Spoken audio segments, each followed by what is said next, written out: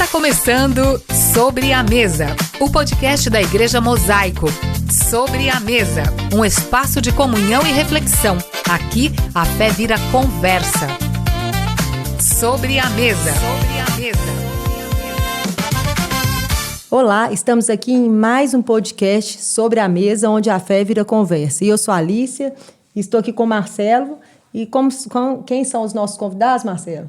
Nós estamos aqui com o Rodrigo Abrantes, ortopedista, um grande amigo, e com o Cláudio Luiz, outro grande amigo. Nós temos o prazer de ter os nossos amigos aqui, Sim. né? E vamos ter uma conversa muito interessante. Então, o Rodrigo, ortopedista, e o Cláudio, cardiologista. Não é assim que a gente apresenta normalmente, né? Nós somos cristãos, filhos de Deus, marido da Tainara, da Cainara. Ó, os nomes ficaram até próximos. Mas por que hoje a gente falou profissão? Porque hoje nós vamos falar sobre dores. E então, o Marcelo, radiologista, e eu, endocrinologista, nós vamos compartilhar um pouco as nossas vivências do consultório, né? E eu não sei se a percepção sua foi a mesma que a minha, porque a gente estudou e tudo muito técnico, e com a prática a gente já vai mudando a visão. Mas quando a gente aproxima de Deus, a gente ainda muda mais a nossa visão com o paciente, a visão do consultório, né? Tem uma música que chama Quão Grande é Meu Deus, que uma criança perguntou para a mãe, qual que é o tamanho do meu Deus? Qual que é o tamanho de Deus? E ela foi para o aeroporto com a filha e falou assim, olha aquele avião ali na pista, qual que é o tamanho dele? Falei assim, nossa, mãe, é enorme. E aquele que está lá no céu? Não, mãe, é igual a formiga, ele é pequenininho. Você é igual a Deus. Então, o tamanho do nosso Deus depende da proximidade que a gente está nele. Então, se a gente está buscando, ele é grande. Se a gente não busca, ele é pequenininho, às vezes nem faz sentido. E eu falei isso porque no nosso consultório a gente sente a presença de Deus a partir do momento que a gente conhece a Bíblia, que a gente fala de Deus, que a gente ora, que a gente congrega, que a gente entende sobre Deus e os diagnósticos fazem mais sentido, né? Então, eu queria começar com você, Rodrigo. A dor é uma constância no seu consultório, né? Então, como que você enxerga a dor? Quais são os tipos de dores? Olá, Alícia, Marcelo, Cláudio, um prazer estar aqui com vocês. Estar entre amigos, entre cristãos, né? Pessoas do nosso convívio, a gente fica muito satisfeito de fazer parte, né? No nosso consultório, a parte de ortopedia e dor, ela assim, se mistura, né? Ela caminha muito no nosso consultório. É muito comum a queixa de dor, né? Então, assim, a queixa de dor, ela é muito variada de acordo com as causas, né? Às vezes tem algum evento traumático, às vezes tem dores que são um pouco mais emblemáticas, o diagnóstico, né? A gente tem que ter um exercício, né? Igual você comentou, né, Alice, de a gente conseguir enxergar um pouco além, às porque vezes, é subjetivo, né? Perfeito. E tem pessoas que referem dor que se você for parar no livro lá, fala assim, peraí, essa dor não existe.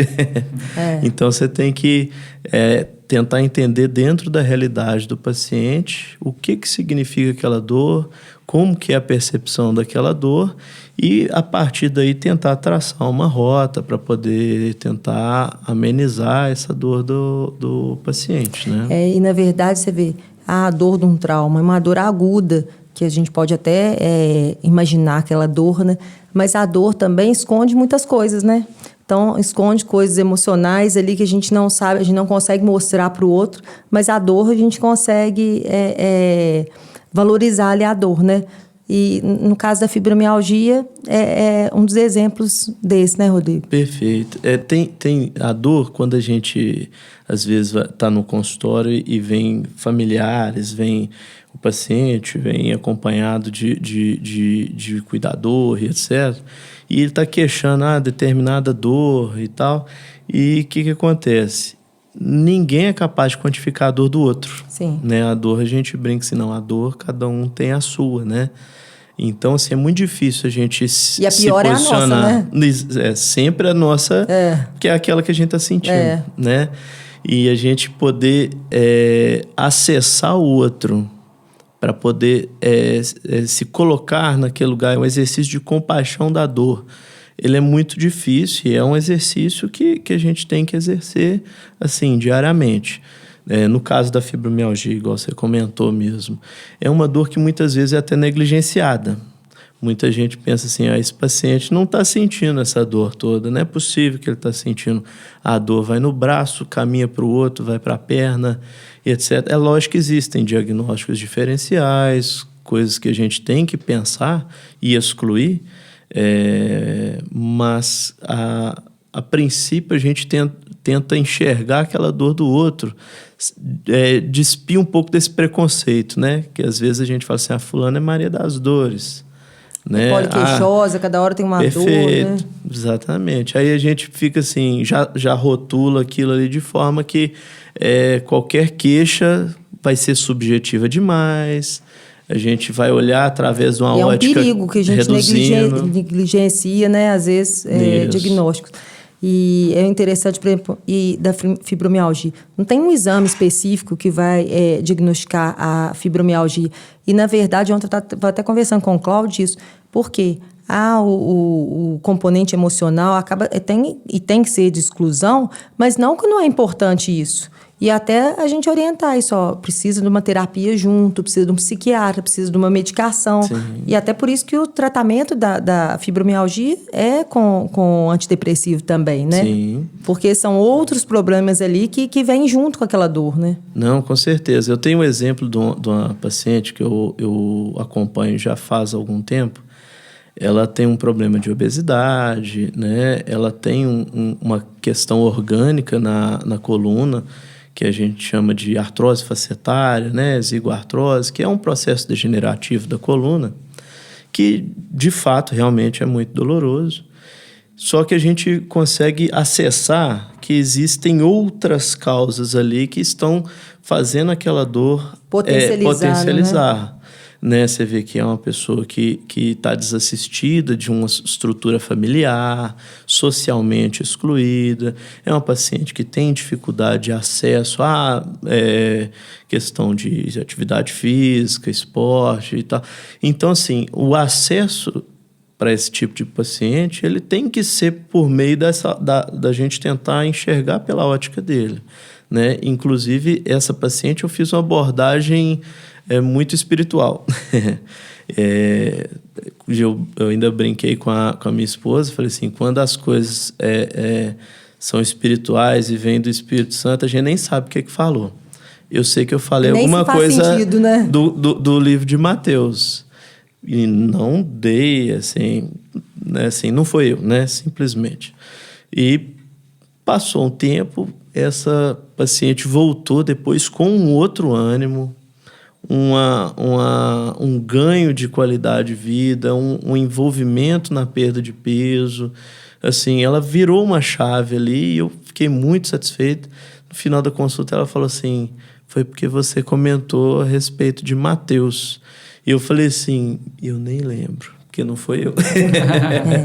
E você sabe que isso, eu tive que me dar permissão para isso, porque eu falava assim, não, eu sou cristã na igreja, então aqui eu sou médica, eu não sei qual que é a religião do outro, mas hoje eu não me controlo. Se eu estou sentindo que eu preciso orar para o paciente, eu falo, não deixo de falar de Deus, porque, na verdade, a gente tem que ser canal de bênção mesmo, né? Não é porque ali, eu estou ali médica, mas eu sou uma médica cristã. Então, o que eu tenho ali é Deus. E os pacientes vão para uma cirurgia e falam assim, a senhora me permite eu fazer uma oração por vocês? E eles ficam todos muito felizes da gente. E quando a gente antes, você fala assim, não, será que eu falo, será que eu não falo? Não. Eu vou dar o que eu tenho de melhor, que é a palavra de Deus. Se o outro não quer receber, eu respeito. Mas eu dou o que eu tenho de melhor. E é importante a gente pensar também, assim, se você vai fazer uma abordagem ampla do paciente, né, do doente, não adianta você querer pensar um pedacinho, não, ele precisa desse remédio. Não, a gente tem que tentar ter uma visão holística, né? A gente tem que tentar abordar de uma maneira mais completa. As doenças, igual a fibromialgia, ela é multifatorial. Então, não adianta eu tratar uma coisa que tem múltiplos fatores tratando uma das únicas causas ali, não. Se é multicausal, tem que ser um tratamento múltiplo também, né? E isso envolve a parte espiritual, assim, a meu ver, né? Respeito, claro. É o que a gente acredita, né? O que a gente vive, né? Existem pessoas que não enxergam sob essa ótica espiritual, e eu respeito como respeito qualquer um. Mas no nosso dia a dia a gente vê que existe uma força, uma potência espiritual que está associada nisso. E acho que é muito claro para quem está... E é o que você falou, quando a gente consegue reativar a fé da pessoa, né? Você vê uma palavra sua fez sentido para ele, né? Um versículo fez sentido, né? Você vê no consultório do Cláudio, a dor também é muito presente, né? Doutor, eu estou infartando, eu estou com dor no peito. Então, e aí? Chega como que é isso? Até então, dar nome para essa dor, que o paciente quer que dá nome para a dor, né? Obrigado pelo convite, né? E me sinto bastante honrado de estar aqui falando, né, mais uma vez. Então, em relação ao que o Rodrigo falou, eu acho bem interessante isso. A abordagem, ela tem que ser do paciente todo, né? Não é só aquele sintoma, né? Então, quando você aborda essa questão social, a questão, né, psicológica, a questão financeira, relacionamento, trabalho, você faz uma abordagem ampla, parece que você consegue atingir lugares assim que só a medicina ali, através do sintoma, não atinge. Não chegaria. Né? Estava lendo algumas coisas sobre o assunto e vi que Hipócrates, né, tinha uma frase que ele falava, né, que ele viveu mais ou menos, foi um filósofo grego, né, que viveu mais ou menos 400 anos, né, antes de Cristo. E ele falava que mais importante do que saber que doença tem aquela pessoa é saber qual é aquela pessoa que tem aquela doença. Exatamente. Porque muitas das vezes...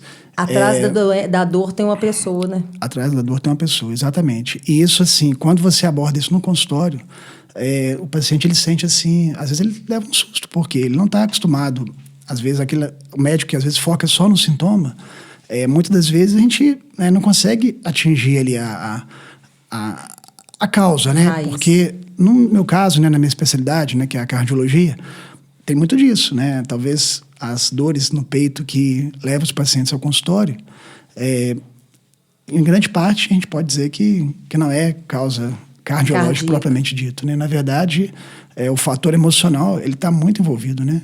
E assim, a gente tem que entender que mente e corpo, elas são ligadas, né? Às vezes é como se, quando o corpo está muito sobrecarregado, é como se ele falasse assim, mente, carrega um pouquinho esse peso para mim. E vice-versa, né? Quando a mente está muito exatamente. Alterada. O Marcelo fala isso, né, Marcelo? Nós somos trino, né? Somos corpo, alma e espírito, né? E não tem jeito de desconectar uma coisa da outra. Por mais que tem pessoas que não consideram o espírito na conta, né? E aí eu entendo que o Espírito de Deus, né? Que Deus fala que a palavra dele é mais cortante do que faca de dois gumes, porque é capaz de separar alma e espírito. Então, na verdade, eu acredito que todos somos. Alguns, a alma é tão forte que esconde o espírito, né? E aí, a partir do momento que ela é chocada, né, que ela é confrontada ou que ela é estimulada, né, nasce nela algo que tem a ver com o espírito e muitas vezes isso soluciona uma dor que não tem nome. Né? Como o exemplo que o Rodrigo citou ali, provavelmente aquela paciente ali, ela não tinha considerado algo, a gente não sabe o que foi a palavra de Mateus, mas é o Evangelho de Cristo. A gente não sabe com que ela foi confrontada, com que ela foi estimulada, mas provavelmente algo espiritual ali aconteceu, virou uma chave espiritual nela que trouxe uma transformação mental que refletiu no corpo. Né? Então, o caminho de ida e o caminho de volta, né? E os três, né? Somos os espíritos que habitamos no corpo e temos uma alma, né? Que a gente entende. Uma alma doente traz dores também, né? Muitas vezes vai no ortopedista, no cardiologista, atrás de uma dor que o diagnóstico vira de exclusão, porque a dor ali não está no coração, ela não está na articulação, ela está em algo que está por trás. Ela está na emoção, né? Tá? E a gente, uma coisa que eu não conhecia esse nome que chama congruência emocional. A gente trata a emoção quando a gente sabe o nome, nossa, eu estou péssima. Não, eu estou triste, eu estou frustrada, eu estou magoada, eu estou decepcionada. É muito mais fácil a gente tratar o sentimento ele tendo nome. Então, na verdade, fala assim, nossa, ele não falou que é nada, que é ansiedade. Não, gente, a ansiedade é um problema. Né? Porque se a gente não tratar, ele vai ter dor no peito de novo, ele vai achar que está infartando. E se tem dor, tem que procurar mesmo, porque Sim. às vezes vai estar mesmo, né, Cláudio? E lembrando que, né, nós como médicos, a gente sabe que quando a pessoa te procura com dor, você não sabe que é emocional, pronto, não. Você vai partir, porque o que a gente estuda para isso, né? Através dos exames, fez ultrassonografia, tomografia, ressonância, fez tudo quanto é tipo de exame. você não encontrou um diagnóstico para aquela doença, tem sim que considerar a questão psicossomática, né? Que é psicomente, né, e somático do corpo, né? E eu acho que nós todos, qualquer especialidade, tirar isso. Que psiquiatra é médico de doido, que vai tomar remédio para a vida inteira, que vai ficar dopado, né? Sim. Que psicólogo, nossa, eu não preciso, que isso é falta de serviço, né? Lembrar que, no caso, por exemplo, da fibromialgia, né, Rodrigo? Não é que a pessoa ela está inventando que está com dor. Ela tem a dor. Porém, é o cérebro dela que o estímulo doloroso dela, talvez para a gente aqui, não causaria nada, e para ela é uma dor, né, incapacitante às vezes. Ela está sentindo dor. E é o que o Marcelo falou. A emoção está tanto que diminuiu ou aumenta o limiar da dor, né? Então a dor fica insuportável, né? Sim. E sempre assim, a gente vai conversar, esmiuçar, puxar essa linha ali, a gente vai ver que existe um problema passado, existe uma dificuldade familiar, e isso tudo está associado ao limiar de dor, né? Então, assim, é tão importante isso que se não fosse importante, não existiria teste com placebo. Né? Então, assim, é muito importante essa questão psíquica e a relação dela com o corpo, né? A gente vê aí, às vezes, a abordagem, o Cláudio comentou, a gente fazer uma abordagem ali, valorizar, dar valor. Claro, nós somos médicos, temos que olhar a parte orgânica, sim. Existem causas, né? Assim, às vezes, igual endocrinologista, aí, um problema de tireoide pode deixar uma pessoa depressiva, né? Sim.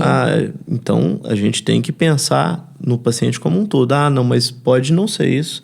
Pode ser uma falta em casa, pode ser um casamento em dificuldade. Um luto, uma separação. Uma separação, um filho, uma questão no emprego. E isso tudo vai trabalhando o limiar de dor, de modo que assim, se era para a pessoa ter uma dor 4, ela passa a ter uma dor 6, 7, né? Simplesmente de acordo com o estado psíquico. É verdade. Né? Esse assunto nosso é muito interessante, mas nós vamos dar uma breve pausa para o segundo bloco. Sobre a Mesa Podcast, onde a fé vira conversa. E nós viemos para o segundo bloco e nós temos os nossos patrocinadores. Vocês podem ficar à vontade com essa mesa de café linda. Então, tem o Eita Fizarte, que são os patrocinadores da lembrancinha, das canecas. Confeitaria Café com Leite, do bolo. O estúdio Mix Master, que nos fornece esse estúdio. A ONG Nova Geração Brasil, que empresta esse espaço para a Igreja Mosaico. E também o Mais Frios, que climatizando o nosso estúdio, né? E continuando a nossa conversa, a gente vive muito lá no consultório, né, Marcelo? As dores da perda, né? Tem a alegria, mas tem as dores da perda. E eu vejo muitas vezes o paciente sai chorando, mas recebeu ali um acolhimento quando perde um neném, né, Marcelo? Como que são essas vivências ali, essa dor? E como que é isso? Aí a gente entra na dor que realmente é incalculável, né? E é uma dor que realmente lancinante, eu acho que eu posso falar assim, né? E não tem nenhum mal físico por trás, né? Não tem uma articulação, não tem um infarto, não tem uma inflamação, né? Mas é exatamente aí que você fala como calcular uma dor dessa, da perda de um filho, da perda de um ente querido. Então, é algo que aí não tem jeito, né? A única forma que tem é a gente entender que tem um Deus por trás de todas as coisas, né? Então, eu imagino que se você está escutando esse podcast em algum momento, né, eu entendo que Deus está trazendo alguma coisa para você aqui, porque não tem nada sem acaso, né? Quando chega no meu consultório alguém que eu tenho que dar uma notícia ruim, eu também entendo que Deus trouxe ali e provavelmente tem algo de mim para oferecer. E eu ofereço o meu melhor, né? E eu entendo que, como cristão, e aí eu acho que para nós todos aqui a gente entende isso, né, que a nossa principal identidade cristão é um pequeno Cristo. Então, o pequeno Cristo que está em mim tem que sair para fora. E eu tenho que demonstrar esse pequeno Cristo exatamente nessa situação e tentar explicar, tentar mostrar Cristo mesmo diante daquela situação. Então, E que a vontade dele é sempre boa, agradável, perfeita, mesmo não sendo a nossa. Mesmo não sendo a nossa, mesmo sendo um momento de dor, ele sempre tem algo melhor. E é legal que muitas vezes, né, eu fico tão feliz quando às vezes, mesmo no momento de dor daquela, o paciente ainda volta, né, e volta a fazer exames, e ainda fala, ó, eu vim no lugar certo. De às vezes receber aquele momento de dor e ter a palavra certa que me consolou. Quer dizer, eu não estava preparado para aquilo, eu não sabia o que eu ia falar, muitas vezes eu falo, meu Deus, e agora? Mas a gente sabe que tem um Deus que está falando através de nós, né?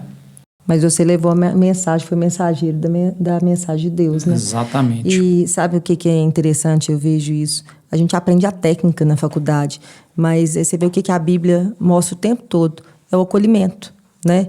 Então, você vê ali, o paciente fica muito atento aos nossos gestos, aos nossos olhares, se a gente está prestando atenção, se a gente está esperando o momento de falar ou se a gente está tendo realmente uma escuta ativa. Então, na verdade, o acolhimento faz toda a diferença, porque se a gente já vai muito com a técnica ali, a gente cria um bloqueio, mas chamando também para a autorresponsabilidade, né? Porque fala assim, às vezes...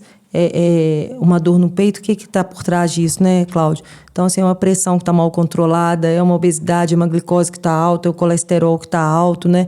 E porque tem o outro lado. E o cristão, às vezes, fala assim, não, nossa, estou com dor no peito, mas eu creio num Deus que pode curar. Pode, ele é um Deus do impossível, mas o possível é a gente que faz. Então, a gente não pode, eu falo que a gente não pode ter uma covardia espiritual, não, porque Deus faz a parte dele, a parte nossa é a gente que faz, né? Porque às vezes na igreja, não, eu estou com uma dor no peito, mas eu estou orando, não, você continua orando. Mas a nossa função é ir para o médico, né? Porque a gente não pode espiritualizar tudo, né?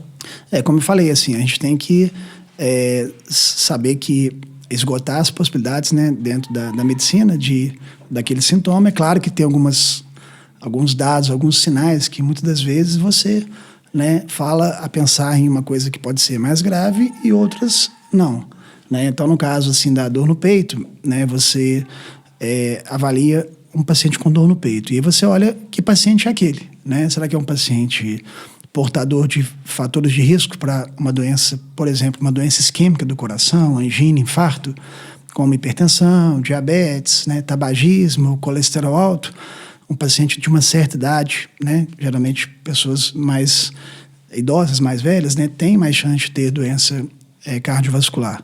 Ou é uma pessoa jovem sem fator de risco. Como que é aquela dor? É uma dor que parece ser uma dor de coração? E aí, sim, quando você tem uma suspeita, você vai para os exames complementares, né? E que pode confirmar ou afastar, né, a sua suspeita. Mas mostra a importância de você... vê, às vezes todo mundo fala assim, nossa, lá em casa eu vou morrer de infarto. Lá em casa todo mundo morre de infarto. Não, gente, a gente está na época da prevenção, do tratamento precoce. Isso é o quê? É um alerta que você pode mudar essa história, né? Que você pode ir, que você pode... E a gente trata, tem situações que a gente trata como se já tivesse um evento, né? De tendo uma prevenção. Então, a gente pode mudar a nossa história. E a gente vê também, Rodrigo, como que você vê o comportamento do paciente que tem fé? Faz diferença no pré-operatório, no pós-operatório, assim, de acreditar que vai dar certo e realmente isso fazer diferença? Não, isso aí, essa pergunta, Alice, assim, sem a menor sombra de dúvida. Faz totalmente a diferença. Inclusive, assim, até enseja conversa entre os médicos, né, cirurgiões mesmo. Fala assim, olha só, parece que a pessoa que tem aquele astral, as coisas vão desencadeando de uma maneira muito mais fluida, mais natural, mais tranquila. Você vê, carrega a presença do Espírito Santo ali, né? Exatamente. O Rodrigo, pode falar. Para quem tem dúvida, né, na medicina, principalmente, né, na cardiologia, a questão do estilo de vida hoje em dia, ele está sendo cada vez mais falado, né? Hoje a gente tem uma especialidade médica que chama medicina do estilo de vida. Então, você perguntou a questão do otimismo. Então, existem trabalhos, né? Trabalhos científicos, trabalhos randomizados, duplo cego, que são os trabalhos mais perfeitos em termos de elaboração, que mostram que otimismo e gratidão reduz doença cardiovascular. Né? Então, um número, enquanto depressão e ansiedade aumenta. Então, a pessoa que Você tem falou depressão, até, ela tem Cláudio, como mais nos risco. congressos estão né? tendo palestras Sim, disso, né? sim. De como que a fé interfere, Sim, né? Depressão aumenta 4 vezes a chance de infarto, né? Isso aí, você tem uma explicação? Sim, a fisiologia explica, né? A pessoa deprimida, ela tem mais inflamação, ela tem mais... Trabalha com um nível de corticoide. Cortisol maior, ela tem, aumenta a frequência cardíaca, aumenta a pressão arterial. Geralmente pessoas explosivas, né, de temperamento mais forte, tem um risco maior de infarto do miocárdio. Porque libera cortisol o tempo todo, de luta ou fuga, que o estresse. Então, além da gente crônico achar e observar isso no nosso dia a dia, a ciência vem por trás provando tudo isso, né? Então, hoje, cada vez mais, né, está se falando sobre a questão do estilo de vida, né? Hoje os congressos, eles têm salas, têm aulas assim sobre espiritualidade, sobre a questão do sono, da boa alimentação, da prática de atividade física. Antes a gente ficava muito no diagnóstico, no medicamento, na tecnologia, que são importantes, claro, né? Tudo anda junto. Mas hoje a gente tem uma visão mais ampla, né? Mais ampla. Eu lembro que você voltou do... E é interessante você pensar que exatamente isso aí é o que a Bíblia fala sobre nossos seres humanos, né? Devemos ser equilibrados, cuidar do nosso corpo como templo do Espírito Santo, isso. né? Então, que a gente deve ser grato, que a gente deve ser paciente, que a gente deve amar, que a gente deve servir, né? Quer dizer, se a gente for olhar a Bíblia, e aí vamos sair dela um pouquinho. Né? Não andeis ansiosos por coisa alguma, né? Você ter aceitação de que tem um problema, né? Então, se você for olhar ela, vamos tirar ela só do perfil do religioso, mas como um livro de sabedoria. Olha quanta sabedoria tem. Como manual, né? Como um manual de vida. Então, na verdade, me deixa inspirado, né? Quando eu percebo que a ciência está, de certa forma, comprovando aquilo que a Bíblia já falava, né? E aí, como que você menospreza isso no seu dia a dia, para você mesmo e para o seu paciente? Como que você vai deixar de oferecer o melhor que você tem, né? Que é o que você descobriu em Cristo, em você, e como que você não vai trazer isso para aqueles pacientes, né? Ô, Rodrigo, não sei se o Marcelo vai lembrar, mas eu lembro de uma situação que você chegou até no nossa clínica antiga, que você tinha acabado de ir no Legendários, teve uma cirurgia que estava dando tudo errado, né? E que aí foi logo na semana depois, né? E que você ainda falou com o Marcelo, que aí que você orou e que as coisas foram dando certo, e você foi entendendo ali o poder da oração, né? E coincidentemente ou não, né, para quem sabe do mundo espiritual, eu estava operando um sacerdote, e ocorreu umas questões do material cirúrgico, umas coisas que são extremamente raras de acontecer, e seguidas ainda, o que aumenta a raridade do evento, né, estatisticamente, né? E tô assim, gente, não tem por que isso acontecer. Beira o impossível de acontecer, né? E aí eu falei assim, não, peraí, isso aqui não é físico, não. Isso não é, só que é difícil a gente ter esse estalo, igual a gente, você comentou no início, a partir do momento que existe uma familiaridade com a palavra, com entende o mundo poder cristão, do Espírito Santo, isso. E aí eu falei, peraí, não, deixa eu fazer uma oração. Fiz uma oração e tal. Mudou totalmente. E aí foi tudo assim, muito, muito fácil, muito tranquilo. A cirurgia ficou excelente, ficou ótimo. O paciente recuperou super bem. A partir daquela viradinha ali, eu falei assim, realmente, às vezes a gente tem que abrir os nossos olhos espirituais. A gente está vivendo essas batalhas a todo momento, né? Seja no trabalho, família... A gente faz todo todos... Usar o remédio certo para a doença certa, né? Se é o seu problema, como que você vai lutar contra algo que é improvável, ou seja, espiritual, se você não está usando remédio espiritual, né? E eu achei engraçado o Marcelo comentando assim, a respeito da ciência vir comprovando que já estava escrito, né? A questão de ansiedade hoje em dia, né? Eu acredito que é uma das questões, uma das maiores tônicas atualmente aí da discussão médica, é a questão da ansiedade. A gente, com essa questão dessa velocidade do mundo, a gente se sentindo atropelado, redes sociais... Excesso de informação. E aí a gente vai lá e fala assim, não, pega lá, dá uma lida, tá falando, não fica ansioso, não. Cada dia tem Trazer o mal. Trazer o mal, né? Vamos lidar o de hoje, né? Eu gosto muito do pessoal que fala. O que a gente tem é o assim, presente. Hoje é um presente, perfeito. Né? Eu gosto muito do pessoal que fala assim, ó, depressão é excesso do passado, ansiedade é excesso do futuro. Vive hoje, né? Tentar trabalhar hoje. O único dia que a gente pode fazer mudança, né? Na vida, no estilo de vida, pro bem do outro. Né? Os estudos, inclusive, falam que exercer atividade em prol do outro, o maior beneficiado, na verdade, é quem está fazendo. Né? Isso desencadeia uma série de questões hormonais ali. Então, assim, a gente tem visto que mais uma comprovação da palavra. A gente vê isso, eu não sei, eu sou suspeito, que eu amo a minha profissão. E você vê assim, nossa, como que a gente pode ajudar a aliviar a dor do outro. E a gente tem que ter cuidado com a vaidade, com o ego, né? E achar que o controle é nosso, que a gente é Deus. Eu falo, todo dia que eu vou trabalhar, nós temos 18 anos em São João, né, Marcelo? 18 para 19. Eu falo assim, todo dia, eu falo, meu Deus, eu não sei de nada, que minhas atitudes sejam guiadas para o Espírito Santo. Que você falou, e eu lembrei que você abre meus olhos, que abre meus ouvidos, para eu entender o que aquele paciente está precisando ali de mim, né? E é engraçado que a oração do Pai Nosso, que é a oração uma das mais conhecidas, né? Para o cristão, tá lá, o pão nosso de cada dia nos dai hoje, né? Quer dizer, olha o remédio aí da ansiedade, né? O pão de hoje me dá hoje, né?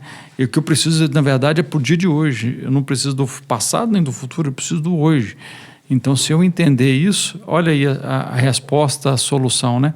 E aí outra coisa, né? Os 2 principais mandamentos, quando Jesus resumiu, amar a Deus sobre todas as coisas, amar ao próximo como a si mesmo. Ao servir aí, se servir ao próximo é um remédio enorme para a sua vida, né?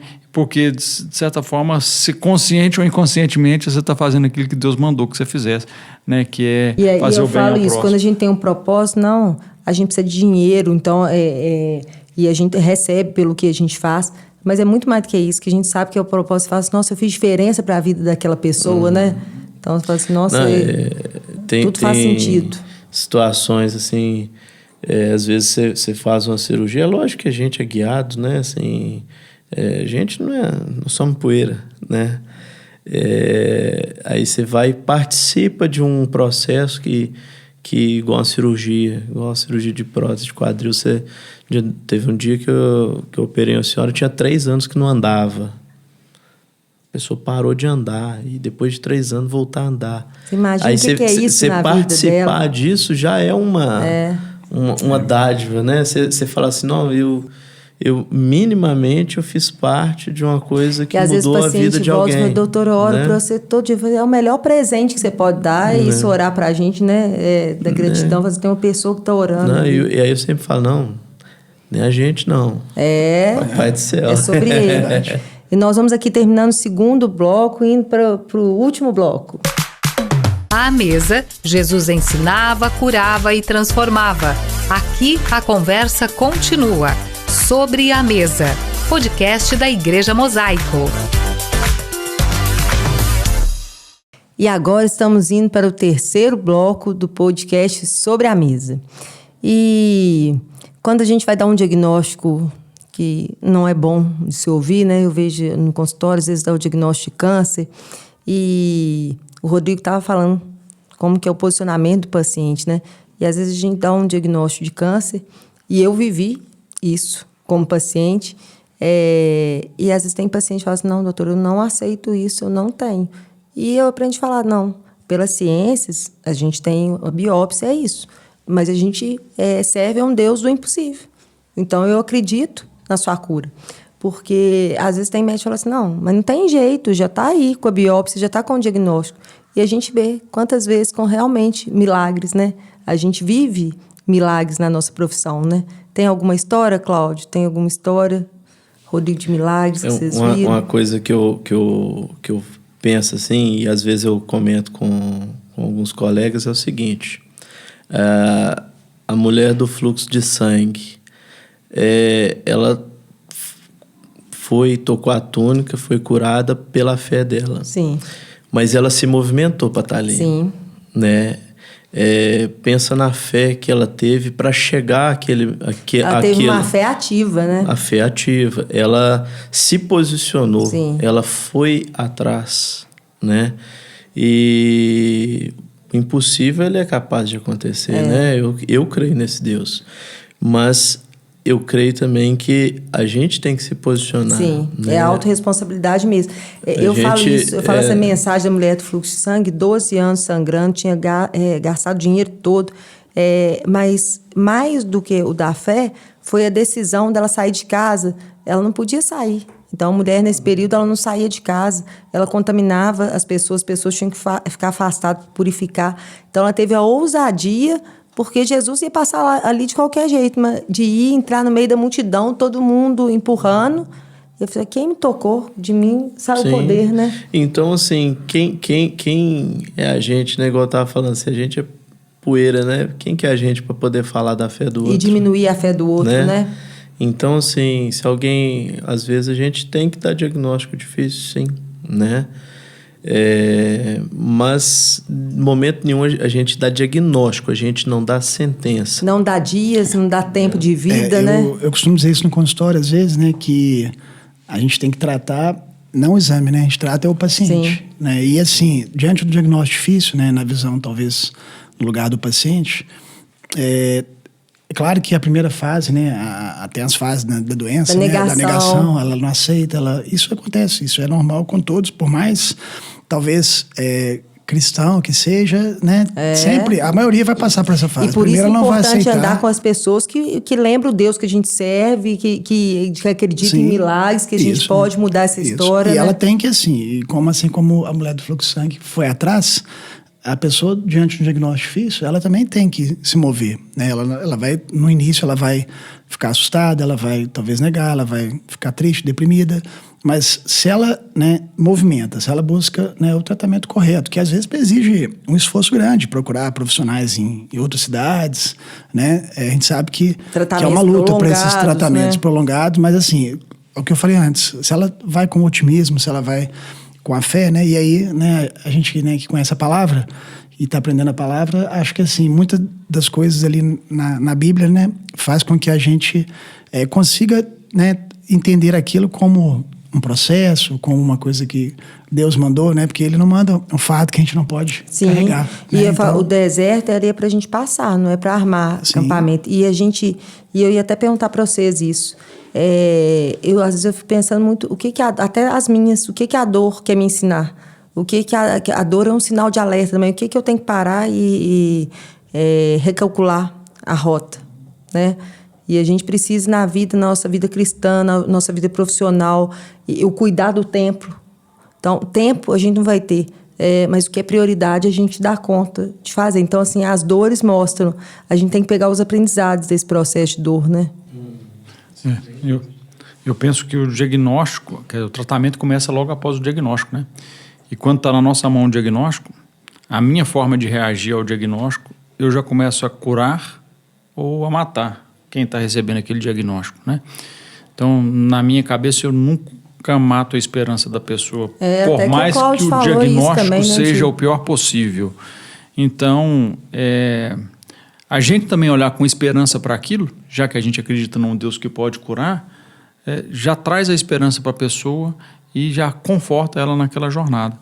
Então, eu acho que é muito importante a gente entender isso, né? Muitas vezes, Alice, explicar tanto da doença e já começar a contar tudo aquilo que vai acontecer no futuro para aquela paciente, eu, de certa forma, estou curando ou estou matando ela? Eu falo né? Isso, é falar o tanto que o paciente no pergunta. No juramento de Hipócrates fala que, em caso de não conseguir curar, não fazer mal adicional, né? Então, você vai fazer um mal adicional? Né? Então, eu costumo fazer o seguinte, olha, temos um problema aqui, temos formas de resolver esse problema e deixa quem cuidar de você que resolva os problemas. Simplesmente acredite que pode acontecer algo além da sua expectativa e além da expectativa médica, né? Afinal de contas, a nossa ciência é uma ciência inexata. E é exatamente nesse momento que nós damos margem para que o sobrenatural, para que o inexplicável aconteça, né?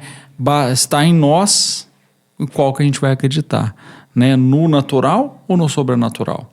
Então eu tenho sido treinado cada dia mais a treinar, a buscar e acreditar no sobrenatural. E fazer igual Paulo, né? Combater o bom combate e guardar a nossa fé, né? E eu queria fazer uma pergunta aqui. O que vocês acham? Que a fé elimina a dor ou muda a forma da gente encarar, enfrentar a dor? Eu acho que muda, né, a forma da gente encarar a dor, né? Porque quando a gente, assim, como eu falei antes, né, quando a gente está preparado, né, talvez com as armas certas, com as armas certas, né, para enfrentar uma dor, você consegue, né, passar de uma forma diferente. Isso envolve não só você, né, como seus familiares, seus amigos, né, as pessoas que vivem em volta de você, né? E eu acho que sim, que a fé ela é uma vantagem, né? Uma arma que trabalha ao nosso favor, né? Por isso que eu falei, assim, a gente que acredita, que crê, né, na palavra, eu acho que a gente, assim, não que vai ser fácil. Não vai ser fácil, às vezes não vai ser fácil. E Deus nunca prometeu que ia ser fácil, mas que Ele estaria com a gente, né? Exatamente. Eu vejo a fé assim como, nessa questão da dor, como a gente tem que subir uma montanha. A gente olha, se depara com qualquer grande desafio, e aquele desafio parece que ele é intransponível, né? Tem que subir a Serra do Lenheiro, tá? Aquilo lá parece intransponível, parece distante, difícil. Eu vejo a fé como a capacidade de você se enxergar lá em cima. É acreditar sem duvidar. É a esperança. É você saber, assim, é possível. Se alguém esteve lá, eu posso estar. Se alguém venceu a morte, eu posso estar lá. Se a gente conhecer na Bíblia, é isso. Você vê o Davi. Todo mundo via o gigante como impossível. E ele via que era tão grande que era difícil de errar. Não é? Que muda a fé, nos ajuda a mudar a ótica. E a gente pode sair mais forte da dor, né? A gente pode ter os aprendizados, e a gente deve ter esses aprendizados na dor, né? Eu enxergo assim também. Quando eu olho para Jesus, eu enxergo exatamente isso. A fé muda ou ela não muda a dor? Bom, quando eu olho para Jesus, em todo o seu sacrifício ali, apanhando, colocando coroa de espinho e tudo aquilo que ele sofreu para chegar ali na cruz, sem reclamar, sem maldizer, sem fugir daquilo que ele tinha que fazer, porque ele tinha fé no propósito que ele tinha que cumprir. Então, a dor, ela foi superada, ela foi vivida, porque tinha um propósito a ser cumprido. Então, eu entendo assim, a fé muda a dor. Se você entende que aquilo que você está passando é seu, e você precisa passar, seja por milagre ou, né, para a sua cura ou para a cura de alguém, porque muitas vezes, a dor que você está vivendo, o processo que você está vivendo, talvez não te cure, mas alguém que vai estar vendo você vivendo aquilo de uma forma, vamos dizer, sobrenatural, né, entendendo, superando, passando, sem reclamar, vai servir de cura para outras pessoas. E, na verdade, a gente pensa só na cura física, né? Mas a gente tem a cura espiritual, a cura emocional, e mais do que isso, a gente cristão, mais do que a cura, a gente busca o quê? A salvação, né? Então, às vezes ali, às vezes não, a morte ali não é o fim. Então, aquela pessoa foi salva, né? E vai estar onde a gente quer estar, né? Aí nós voltamos para o corpo, alma e espírito. Espírito, corpo e alma, né? Agora a gente tem que mudar, porque a Bíblia ensina assim, né? E aí faz todo sentido falar em eternidade junto de Deus ou longe de Deus, porque o espírito não morre. Então, às vezes, a pessoa vai morrer, quer dizer, todos nós vamos morrer, né? Pode até ter sido curado de um câncer extremamente maligno, mas vai morrer depois, não tem jeito. E o espírito? O que vai acontecer com ele? Vai estar diante de Deus ou longe de Deus? Quando a gente tem essa consciência, aí eu acho que o Cristo que está dentro de nós tem que gritar, ele não pode só falar, né? E a gente falar assim, na hora, eu te conheço. Quem é você? E aí eu acho que é a hora da gente chegar para quem está necessitado, falar, peraí, eu não tenho dinheiro, como Paulo disse, né, eu não tenho nada, mas o que eu tenho te dou, né? Que é a palavra de Deus, a cura, a esperança de que você pode ter uma salvação que vale mais do que uma cura. E isso a gente não deve negar em nada nas nossas vidas. E a gente vê assim, tudo dá graça mesmo, né? E o Marcelo fala da terceira onda do evangelismo, é isso, da gente apresentar a Deus no nosso local de trabalho, da gente viver o que a gente acredita, né? E a gente reconhecer também que existem muitos cristãos que não falam, são cristãos, né? Mas agem de maneira mais cristã do que muitos, né? Tem uma história falando de esperança, fé e inclusive parte de um cardiologista. Tinha um cardiologista lá, mais velho, de uma paciente com um caso, não sei se era uma estenose grave de válvula, etc. Mas era um caso extremamente difícil, um prognóstico reservado. E o cardiologista, não, a senhora está indo muito bem, a senhora está melhorando e tal, estou vendo aqui e tal. E ela, beleza, animou e tal. E depois, não, estou vendo aqui, nossa, a senhora está bem. E fazendo acompanhamento ao longo de anos e anos. Foi profetizando na vida dela. E aí, esse cardiologista faleceu antes dela, ela teve que ir em outro cardiologista, foi num menino novo, olhou e falou, não, mas não é possível. Tá viva? Como que a senhora está viva e tal, não sei. Tal. A dona não aguentou. Então, a gente fomentar a fé do outro, às vezes, não sei se nesse caso era cristão, se não era, mas foi uma atitude cristã. Teve uma sabedoria, né? Ali de lidar. Houve uma sabedoria. Você gerou a fé no outro, você ensejou isso, você plantou a sementinha no outro. Então, a gente tem essa responsabilidade, essa capacidade, né, da gente poder estimular o outro, a gente carregar o outro profetizando, boas palavras, estimulando, gerando esperança, fazendo a pessoa se enxergar num ponto melhor. E isso até já isso, é tudo, né? Eu ver o copo meio cheio ou meio vazio, né? Então, você acreditar que você... E dar graça pelo que a gente tem, né? Hoje a gente está nesse podcast, foi um prazer receber vocês. Tudo organizado pelo Mix Master Studio. Quem quiser vir fazer o podcast, só entrar em contato, agradecendo a ONG. E a gente tem uma última pergunta, o café e uma pergunta. Um café e uma pergunta. Cláudio, se você tivesse uma oportunidade aqui, ele está, nós e Jesus, o que você queria perguntar para ele? Você fala assim sobre o tema? Não, sobre qualquer coisa. Meu Deus. Olha. Enquanto você pensa, o Marcelo responde. Eu perguntaria para ele, por que eu? Eu perguntaria para ele, por que eu? Né? Tem tantas pessoas muito melhores para fazer tudo que ele tem para fazer, por que eu? Né? Eu acho que o dia que eu chegar para ele, eu falo, Jesus, por que eu? Né? E eu espero, na minha jornada do dia a dia, tentar representá-lo da melhor forma possível. Porque eu sei que entender que ele me amou e que ele tem me amado e que ele tem me ajudado na minha vida, eu só tenho a agradecer a ele, porque se não fosse por ele... E é pela graça dele, que é um favor imerecido. Então, por que eu? Né? E você, Rodrigo? Eu não... Eu acho que a gente... Eu não teria o que perguntar. Eu acho que teria que agradecer, né? Eu não me sentiria à altura de perguntar algo. Eu agradeceria, né? Por tanta coisa boa, né? Coisa boa que mudou na vida da gente, né? Quem somos nós, né? Rapaz, você pode perguntar todos os... Quer dizer, nós ele é podemos seu pai. Você pergunta que ele é seu pai. E aposto que você pergunta para ele todos os dias, você conversa com ele todos os dias, faz muitas perguntas para ele, né? Na verdade é isso, né? Todos os dias podemos perguntar. E eu ouvi aqui, foi até interessante, um dia, 2 vezes, disse, Deus, eu estou indo para o caminho certo, é isso que o Senhor espera de mim? O que você está achando? E eu achei muito interessante, eu fiquei com essa pergunta.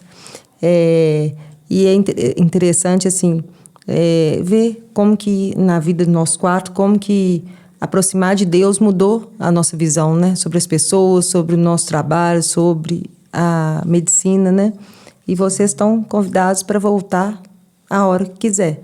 Então, muito obrigada pela presença de vocês. E você pode nos acompanhar no YouTube, no Instagram, no Spotify. E agradecimento Mix Master Studio, Confeitaria Café com Leite, Eita Fizarte e Mais Frio, que é responsável pela nossa climatização. Você ouviu Sobre a Mesa. Sobre a Mesa, podcast da Igreja Mosaico.